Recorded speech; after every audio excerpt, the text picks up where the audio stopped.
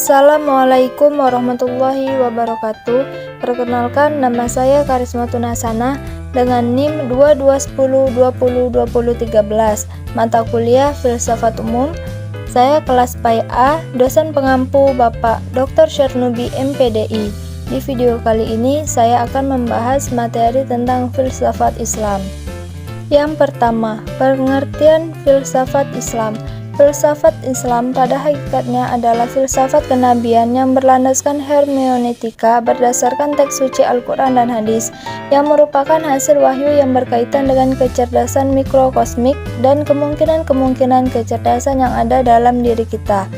Filsafat Islam, sebagaimana dipahami dalam tradisi Islam, juga merupakan upaya untuk mengungkapkan makna batin dari teks-teks suci, sarana akses ke esensi realitas yang terkandung dalam dimensi batin Al-Quran yang tersembunyi. Filsafat Islam juga sering disebut sebagai filsafat Arab dan filsafat Islam, studi sistematis tentang kehidupan, alam semesta, etika, moralitas, pengetahuan, pemikiran, dan gagasan politik yang diterapkan dalam dunia atau peradaban Islam Muslim dan terkait dengan ajaran Islam. Islam memilikinya dua istilah yang berkaitan erat dengan konsep filsafat yang mengacu pada studi filsafat, ilmu pengetahuan, dan logika, dan kalam secara harfiah berarti berbicara yang mengacu pada studi teologi keagamaan. Kedua, pemikiran filsafat Islam menurut para ahli. Yang pertama, Ibnu Sina. Ibnu Sina mengatakan bahwa hikmah mengusahakan kesempurnaan manusia, mampu menggambarkan dan membenarkan segala sesuatu dari alam, baik secara teoritis maupun praktis, sesuai dengan tingkat kemampuan manusia. Yang kedua, Muhammad Abduh.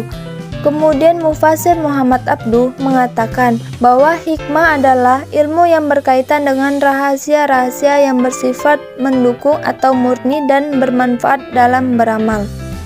Ketiga, Al-Farabi. Al-Farabi berkata, filosof adalah manusia yang meletakkan segala kesungguhan hidupnya dan segala tujuan masa tuanya dalam mencari hikmah yang berarti mengenal Allah, yang di dalamnya terkandung makna mengetahui kebaikan. Keempat, Mustafa Abdul Razik. Menurut Mustafa Abdul Razik, penggunaan kata filsafat di kalangan umat Islam adalah kata-kata bijak. Menurutnya, pengertian filsafat Islam adalah filsafat yang tumbuh di negara Muslim dan berada di bawah naungan negara Islam, tanpa memandang agama dan bahasa pemiliknya.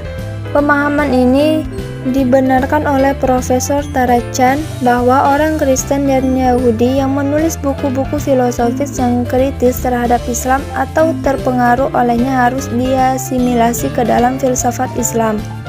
5. Dr. Andes Sidi Ghazalbah. Dr. Andes Sidi Ghazalbah memberikan gambaran bahwa Tuhan memberi manusia alasan untuk mengirim kejahatan, wahyu atau sunnah atas namanya.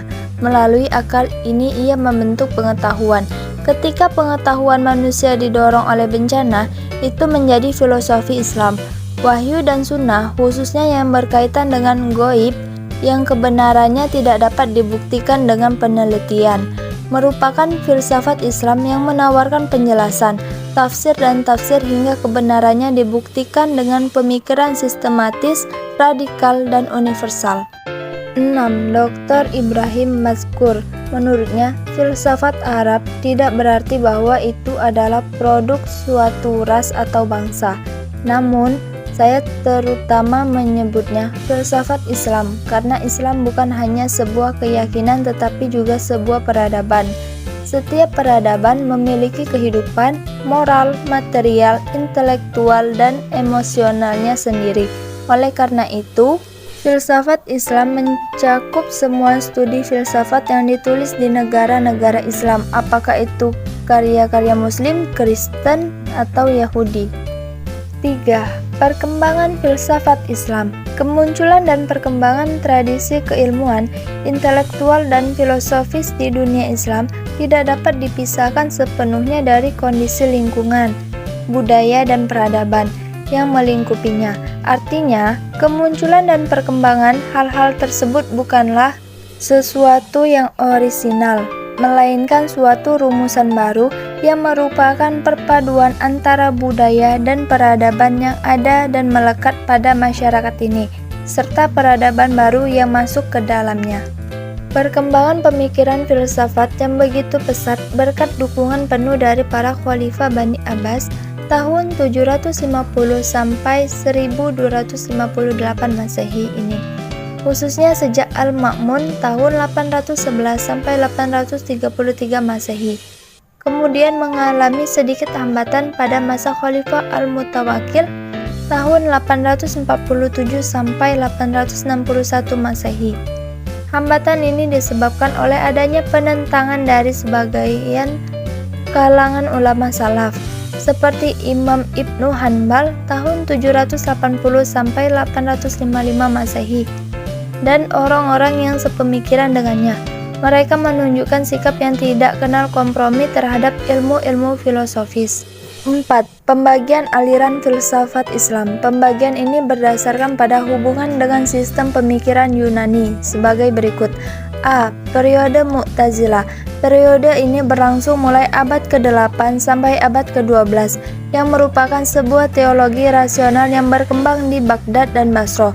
Golongan ini memisahkan diri dari jumhur ulama yang dikatakan menyeleweng dari ajaran Islam. B. Periode filsafat pertama. Periode ini berlangsung mulai dari abad ke-8 sampai dengan abad ke-11, memakai sistem pemikiran yang dipakai para ahli pikir Islam yang bersandar pada pemikiran Helenisme, seperti Al-Kindi, Al-Razi, Al-Farabi, dan Ibnu Sina. C. Periode Kalam Asy'ari. Periode ini berlangsung mulai abad ke-9 sampai abad ke-11, pusatnya di Baghdad. Aliran pemikiran ini mengacu pada sistem Eliyah atau atomistis. Sistem ini mempunyai dominasi besar, sejajar dengan Sunnisme dan ahli sunnah wal jamaah. D. Periode filsafat kedua. Periode ini berlangsung mulai abad ke-11 sampai abad ke-12, yang berkembang di Spanyol dan Maghrib. Aliran ini mengacu pada sistem peripatetis. Tokohnya Ibnu Bajjah, Ibnu Tufail, dan Ibnu Rusyid. Selanjutnya, dalam periode Mutakalim tahun 700 sampai 900 muncul mazhab-mazhab Al-Khawarij, Murji'ah, Qadariyah, Jabariyah, Mu'tazilah. A. Al-Khawarij. Pada mulanya, kaum Al-Khawarij ini timbul karena soal politik, kemudian berubah menjadi soal dogmatik teologis. Sejak masa Al-Khawarij itu, mulailah pemikiran kritis di kalangan umat Islam tentang apakah Islam itu. Untuk menjadi seorang muslim, apakah harus berdasar keyakinan saja, dan apakah keyakinan seseorang dapat dianggap hilang hanya dengan melihat lahirnya. B. Murji'ah. Munculnya mazhab Murji'ah ini juga sama seperti Al-Khawarij, yaitu tatkala ibu kota kerajaan Islam pindah ke Damsyik atau Damaskus sebagai pangkal sebab-sebab politik. Banyak tuduhan terhadap Khalifah Bani Umayyah dianggap oleh umat Islam mengesampingkan ajaran Islam, karena perilaku para khalifah tersebut lain sekali dengan perilaku Khulafa ar-Rasyidin yang 4. Mereka dianggap tidak berhak untuk menjadi khalifah karena sangat kejamnya. Karena kekuasaannya sangat besar, umat Islam tidak dapat berbuat apa-apa. C. Qadariyah. Mazhab ini dipelopori oleh Ma'bad al-Juhani al-Basri di Irak dalam pemerintahan Khalifah Abdul Malik bin Marwan tahun 685 sampai 705. Munculnya mazhab ini dianggap juga sebagai sarana untuk menentang politik Bani Umayyah yang kejam. Mazhab ini dengan cepat mendapatkan penganut yang banyak, sehingga khalifah mengambil tindakan yang keras dengan alasan apabila tidak ditindak maka akan sangat berbahaya bagi kepercayaan umat Islam waktu itu. Banyak yang dihukum mati dan akhirnya mazhab tersebut tidak terlihat lagi. D. Jabariyah. Mazhab ini muncul bersamaan dengan munculnya mazhab Qadariyah. Jabariyah ini munculnya di Khurasaan, Persia. Pelopornya Al-Jam bin Safwan.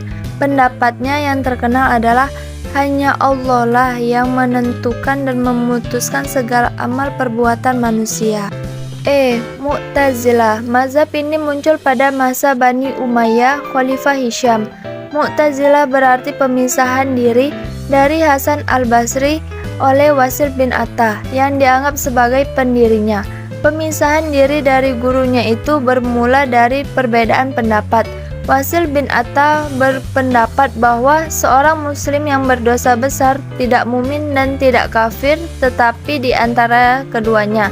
Karena berbeda pendapat dengan gurunya itu, ia kemudian mengasingkan diri dan melanjutkan teori-teorinya secara filsafati. Menurutnya, agama itu berakar pada dua pokok, yaitu Al-Quran dan akal manusia. Bagi mereka, akal merupakan sumber pengetahuan. Keberadaan Mu'tazilah penting, artinya karena apabila Mu'tazilah tidak lahir, tidak akan lahir pula ilmu kalam dan filsafat Islam. Sekian materi yang dapat saya sampaikan, semoga bisa bermanfaat bagi kita semua. Wassalamualaikum warahmatullahi wabarakatuh.